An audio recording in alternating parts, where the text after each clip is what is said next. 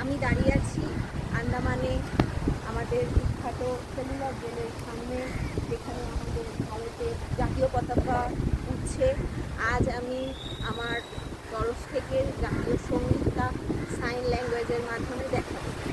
এটা স্বাধীনতা সংগ্রামের জন্য একটা ভীষণ মর্যাদাপূর্ণ, ঐতিহ্যপূর্ণ একটি জায়গা। তার সামনে আমি করে দেখাচ্ছি দুর্নীতি আমার জন্য। জনগণ মনয় ভারত